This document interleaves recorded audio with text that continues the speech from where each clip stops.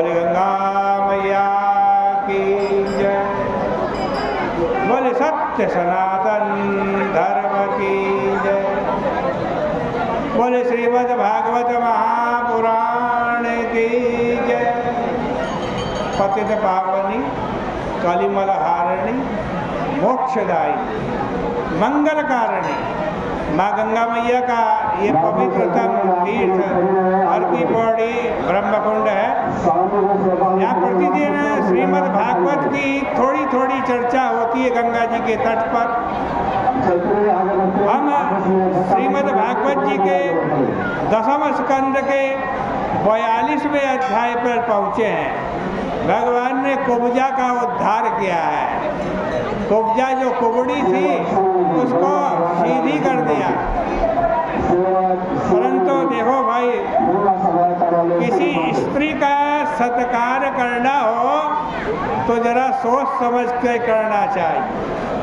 कुब्जा ने भरी सड़क पर बहुत बड़े जन समुदाय ग्वाल बालों तथा बलराम जी के सामने ही श्री कृष्ण का उत्तरीय पकड़ लिया। फिर बोली कि अब तो मैं तुम्हारे ही साथ रहूंगी। आपने सुना होगा बनारस में एक गीत गाते हैं, हमारा जिया तोहरे पर लुभान भाया। इसी बनारसी भाषा में कुब्जा भगवान पर लुभाए गई और उनका पल्ला पकड़ करके मुस्कराने लगी। उसके हृदय में काम का उदय हो गया। बोली कि अब मैं आपको नहीं छोड़ूंगी, कंस को छोड़ो। उसको मारने या जिलाने की कोई जरूरत नहीं। अब तो भगवान सबकी तरफ देखने लगे। देख करके भगवान हंसने लगे और बोले कि अच्छा अच्छा, हम तुम्हारे घर आएंगे। उन्होंने और भी कई मीठी मीठी बातें की। तब कुब्जा ने उनको छोड़ा। भगवान के मिलने की आशा लेकर कुब्जा अपने घर चली गई। इसके बाद भगवान नगर में आगे निकले तो उनको देख करके सभी स्त्रियों के होश हवास गायब हो गए। स्त्रस्तवासः कबरवलया लेख्य मूर्तयः। वे सब चित्र लिखित से हो गए। अब श्री कृष्ण वहाँ पहुँच गए जहाँ धनुष रखा हुआ था और जिसके लिए यज्ञ की रचना करके वे बुलाए गए थे। वहाँ बहुत सारे रक्षक खड़े थे।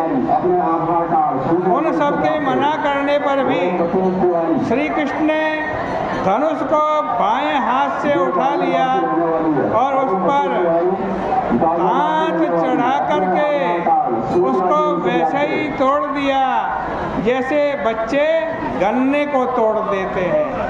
परंतु धनुष टूटने पर ऐसा भयंकर शब्द हुआ कि उसकी आवाज़ कंस के कानों तक पहुंच गई और उसका दिल थर थर कांपने लगा।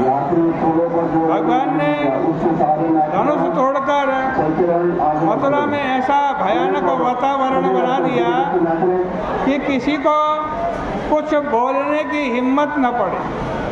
जब रक्षक सामने आए तब बलराम जी और श्री कृष्ण ने टूटे हुए धनुष का एक एक टुकड़ा हाथ में ले लिया और उससे सब रक्षकों को पीट पीट करके नष्ट कर दिया। मथुरा में यह बात फैल गई कि राम कृष्ण ने बिना अस्त्र शस्त्र के ही 14,000 सैनिकों को मार दिया। यह सुनकर कंस का दिल और भी धड़कने लगा। इधर सूर्यास्त होते होते रामकृष्ण नंद बाबा के पास चले आए। गोपियों ने मधुपुरी निवासियों के संबंध में जो जो बातें सोची थी वह सब की सब सच्ची होने लगी।